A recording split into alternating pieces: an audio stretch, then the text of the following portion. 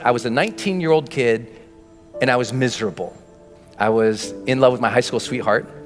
We were that couple that was really annoying. So we went to school together. We signed up for classes together. We shared a U-Haul on the way to school together. We lived in the same dorm together. We walked to class. We walked to breakfast in the morning and walked to class together. I mean, we were just joined at the hip and we were completely crazy infatuated in love.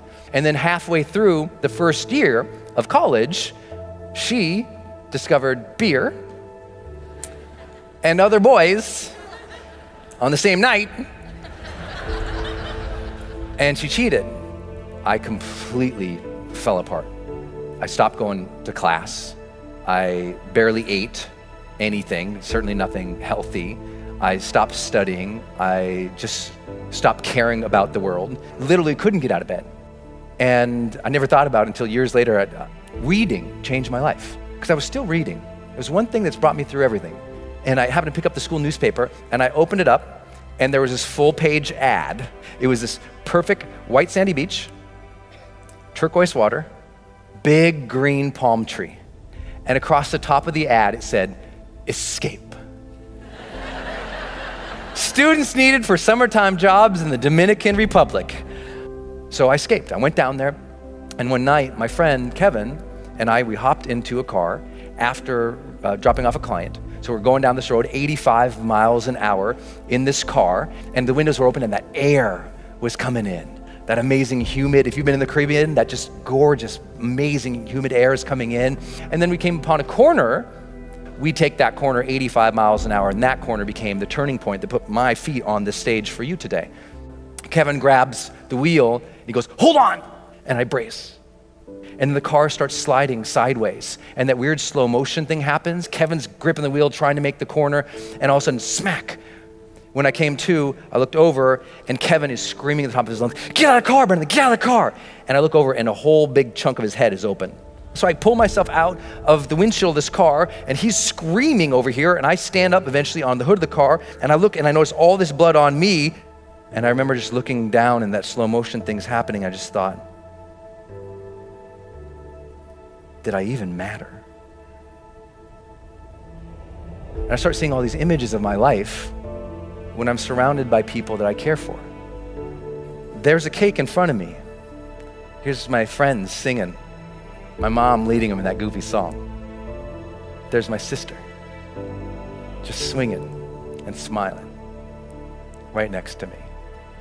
And it makes you wonder, did I love? Did I love openly and honestly and completely? Or did I hold back because that one time I got hurt? And just as I was about to pass out, I noticed a glint, like a sparkle, something shiny, a reflection in the blood going off the hood of the car, and it made me look up. And there was this bright, big, beautiful moon that night. And I just immediately felt this connection, like I knew I was going to be okay. And I felt like the big guy upstairs reached down to me and handed me life's golden ticket. He reached down and said, "Here you go, kid.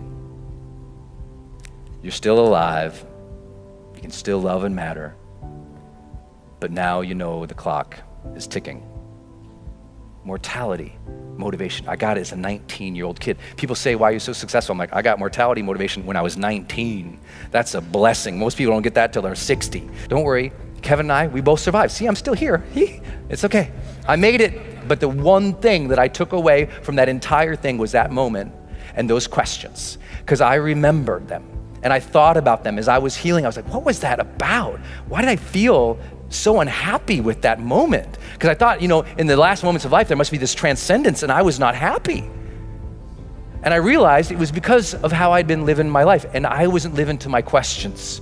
I knew I got those questions. Did I live? Did I love?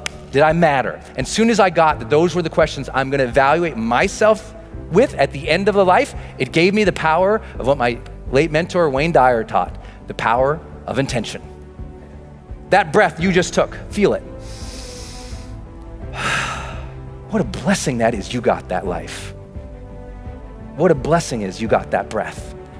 That means you still got something inside. You got to work for it. You got to contribute for it. You got to give for it. You got to lead for it. You got to love for it, because you still have something not just in you, you're still here for a reason. And now you just got to earn that blessing.